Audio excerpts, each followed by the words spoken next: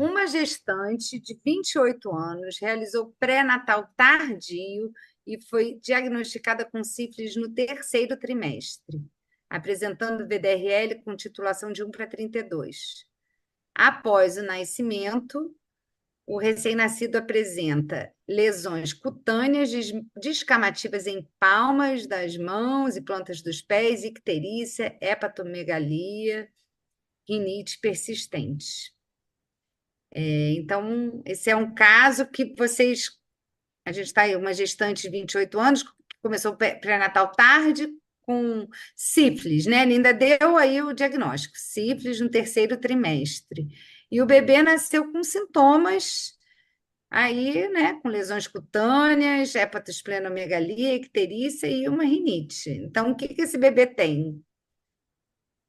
Sífilis congênita, porque ele já botou aqui. Quais exames complementares devem ser realizados para confirmar o diagnóstico de sífilis congênitas? Então, quem quer falar dos exames? Qual é o exame mais importante que a gente tem que fazer para sífilis congênita depois que o bebê nasce? Então, vamos lá, VDRL. Tá, peraí, vamos voltar como é que ele põe aqui? Quais exames, tá? Ele vai, é o VDRL, né? Então, alguém botou aqui, VDRL, Gabi Ramos, VDRL, 2 títulos a mais que a mãe. Então, a gente precisa do VDRL do bebê e do VDRL da mãe, né? É importante a gente falar, pode colher do sangue do cordão desse bebê? Não, né? Tem que ser do sangue periférico, tá? E a gente vai precisar dos dois coletados no mesmo momento para comparar o título da mãe com o título do bebê, certo? Vamos lá, próxima que a gente precisa. Imagem. Alguém botou aí raio-x de ossos longos, né? Então, por que que a gente faz o raio-x de ossos longos? Para a gente ver se ele tem osteocondrite ou periostite, né? Que é uma coisa característica, né? E, além disso, a gente vai precisar do líquor essencial, né? Para a gente ver esse bebê, para ver se ele tem neurosífilis. Então, a gente vai ter que pesquisar os leucócitos, a proteína e o VDRL do líquor, né? É, então, e também é importante a gente pedir um hemograma para ver se ele tem. é, Cadê? Alguém falou hemograma aí, não? Que esse bebê muitas vezes tem plaquetopenia, né? E anemia importante, né? Além de um exame clínico detalhado, de preferência com um exame oftalmológico, né? Desse bebê. Certo? Então, quais exames complementares devem ser realizados para confirmar o diagnóstico de sífilis? Então, VDRL, aí a gente tem que botar da mãe do bebê, que não pode ser do sangue do cordão, né? Raio-x de ossos longos, líquor e um hemograma. Quer botar, Beth? Sim, vamos lá. Triagem neonatal? Não, a triagem neonatal ela não vai dar o diagnóstico de sífilis, ela vai ver aquelas outras doenças, né? Hipotiroidismo, anemia falciforme. Então, para confirmar o diagnóstico, a gente vai precisar desses exames. Então, vamos lá. Exame sorológico no recém-nascido, né? VDRL do sangue periférico. Botou aqui, não usar sangue do cordão para confirmação e titulação e comparação com a titulação materna, né? Então, é isso. Exames de imagem, raio-x de ossos longos e o laboratório, hemograma, líquor, e uma avaliação clínica detalhada com triagem auditiva e, de preferência, um exame oftalmológico. É isso? Tudo bem? Fechou? Podemos ir para outra questão, para outra pergunta? Qual foi? É, quais as manifestações clínicas e complicações possíveis da sífilis congênita? Quem quer começar aí com manifestações clínicas e complicações? Eita, peraí. Então, a gente pode botar, né, desde óbito fetal, né? O quadro clínico já do início, né, desse bebê, que a gente vai ter aquela criança já com anemia, é, uma criança com sinais de infecção congênita, né? Hepatomegalia, icterícia, esplenomegalia, né? Pode ter um bebê pequeno também. Que mais que a gente pode botar? É, Petecas, pênfico, rinite ciflítica. é, a neurocíflis é uma manifestação, é uma doença, mas ele está pedindo, vamos voltar lá para a pergunta, Beth, manifestações clínicas possíveis. Então, a neurocíflis mas o que que ela vai dar nesse bebê, né? Ela vai dar, ela vai dar aquela criança parada, né? Com ela pode ter sinais de meningite, letargia, né? Isso é no início. Além disso, quem vai falar da pseudoparalisia causada exatamente? Convulsão, exatamente. Pseudoparalisia de Parrot, né? Pela periostite, a criança tem dor, convulsão, enfim, essa é uma questão que ficou bem ampla, né? Que tem muitas alterações. A gente pode ter anemia, trombocitopenia, né? A osteocondrite, a rinite mesmo, né? Sifilítica, além das manifestações cutâneas. E a sífilis tardia, né? Porque isso a gente está falando da sífilis congênita precoce, né? A sífilis tardia, a gente pode botar também, dividir e falar. Tem muita resposta na pergunta, verdade, né? Então, talvez a gente tenha que organizar entre as manifestações ali precoces e as tardias, né? Então, a precoce seriam essas que vocês falaram, e vamos falar da tardia, né? Que a gente pode ter aquela fronte olímpica com nariz em cela, né? A ceratite, cororetinite, surdez, né? Os dentes de Huntington,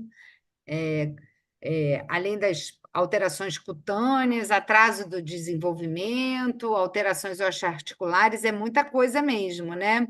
Molares em amora, exatamente, tíbia em lâmina de sabre. Então, eu acho que a gente pode talvez dividir a resposta em manifestações precoces e manifestações da sífilis tardia, né? Quer botar a resposta? Uhum.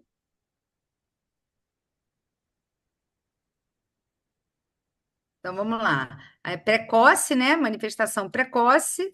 Então é hepatomegalia, icterícia. E aí a gente poderia botar plaquetopenia, anemia, né? Você vê que ele ainda foi bem conciso. Nas lesões cutâneas, né? As lesões descamativas, maculopapulares em plantas, em palmas, a rinorreia, né? E a osteocondrite levando à pseudoparalisia de Parrot. A gente vê que ele ainda botou bem menos coisa, e eu acho que é uma questão provável, né, Obete, que esse tipo de questão eles é, coloquem um mínimo de manifestações. Provavelmente, sim, cite até 5, ou cite pelo menos 5, né? Provavelmente.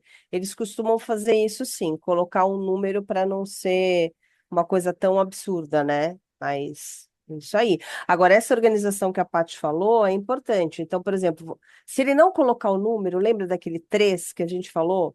Então, assim, cite pelo menos 3 de manifestações precoces e pelo menos 3 de manifestações tardias, né? Fique com esse número na cabeça, caso ele não cite ali a quantidade que ele deseja. Mas ele vem citando, né? Para ficar mais fácil, inclusive, para eles corrigirem e direcionar vocês daquilo que vocês têm que responder, com certeza. Tá? Então, ele botou a tardia, anormalidades dentárias, os dentes de Huntington, nariz em cela, fronte olímpica, perda auditiva neurosensorial, ceratite intersticial e retardo do desenvolvimento psicomotor.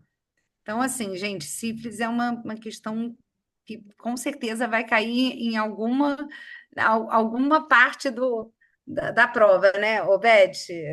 Porque é um problema aí grave, né? E vocês estão tão bem, estão Sim, sabendo bem. eu também acredito que cai assim, principalmente assim, a gente já viu isso caindo na de múltipla escolha, né? Vira e mexe, dá uma pincelada ali de sífilis na prática, a gente colocou sífilis congênita como uma das nossas apostas lá na estação prática, então é bom a gente ficar esperto para a discursiva também, né? É bem comum. Vamos lá. Então, vamos lá. Aí ele pede agora: descreva o manejo inicial e o segmento necessário para o recém-nascido. Então, o que que a gente vai fazer inicialmente com esse bebê? É, lembrar que ele é uma criança que está ele tá doente, né? Ele nasceu, ele tem hepatomegalia, ele tem rinite, né?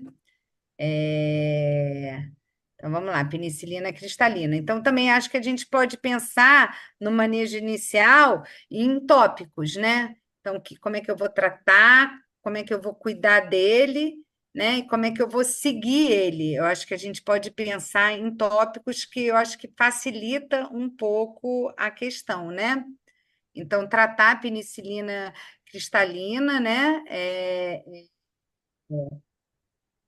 Aí 10 dias, né?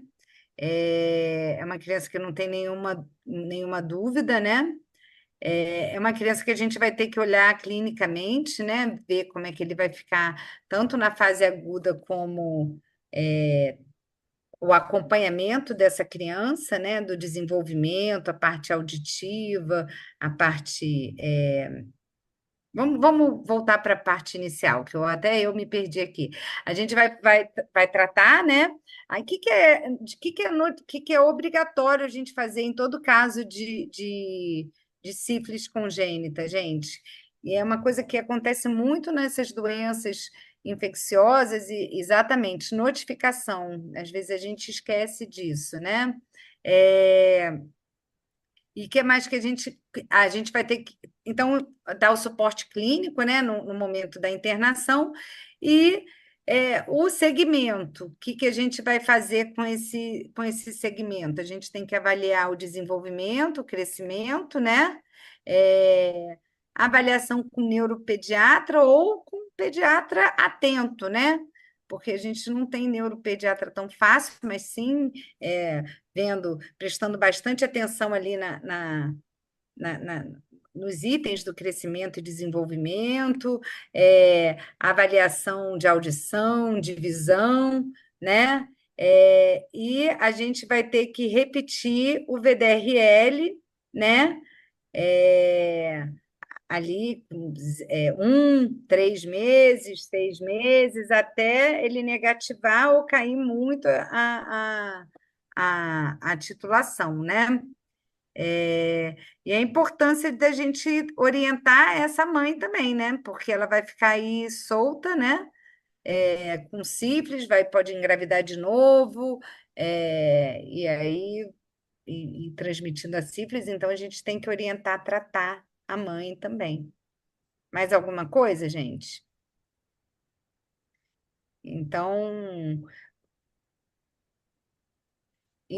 o VDRL a gente vai repetir com 1 mês, 3 meses, 6 meses, e até tá negativo, tá?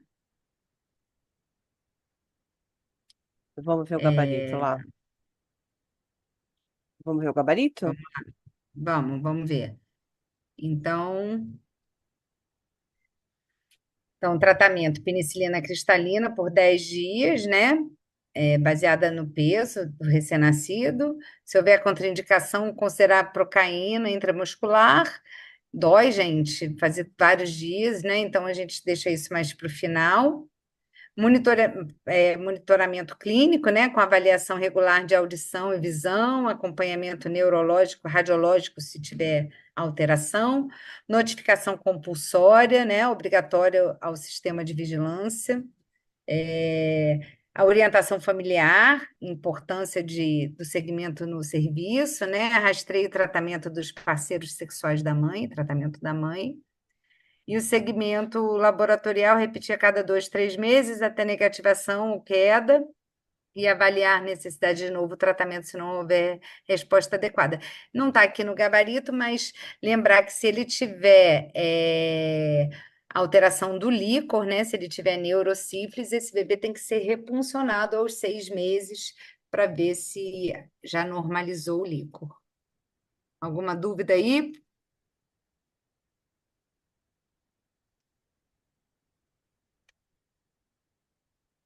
Oi? Tranquilo? Doutora, eu tenho uma consulta. Fale. Você não utiliza a penicilina G cristalina só quando tem afetação no líquido cefalorraquídeo? Então, aí é obrigatório fazer a penicilina G cristalina, tá? Agora, você manter um bebê 10 dias fazendo procaína é bem complicado, né? E a gente precisa tratar esse bebê, tratar ele como tendo sífilis congênita, né? Se você garante que ele não tem nenhuma alteração, que o líquor dele está normal, que ele não tem nenhuma alteração óssea e que ele é assintomático, você poderia até tratar esse bebê com uma penicilina benzatina, mas não é o caso, né? Esse bebê tem sífilis congênita mesmo, ele precisa de Não, eu tratamento de falava da dia. procaína, que eu utilizo a penicilina G cristalina só quando eu tenho alteração no líquido cefalorraquídeo. Se Então, eu, você pode usar a procaína, mas a procaína, ela é bem, ela dói, ela é mais difícil de dar. Você pode usar a procaína, de fato, a cristalina é obrigatória no caso de neurosífilis, mas a gente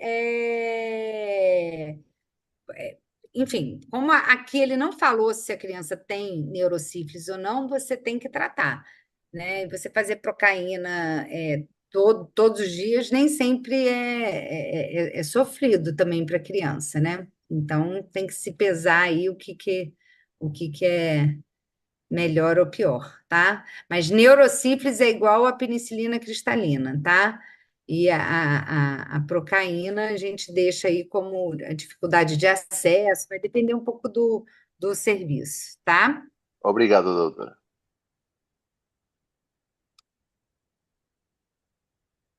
Feito isso? Alguma outra Ah, dúvida desse? doutor, nesse tempo de observação, não, a gente vai fazer 10 dias e vai seguir esse bebê, tá? No segmento, se ele não negativar, ou se ele mantiver níveis altos, ou se o líquor dele não melhorar, aí a gente vai retratá-lo 10 dias, tá? Mas a gente não vai ficar acompanhando ele com VDRL durante a internação, tá?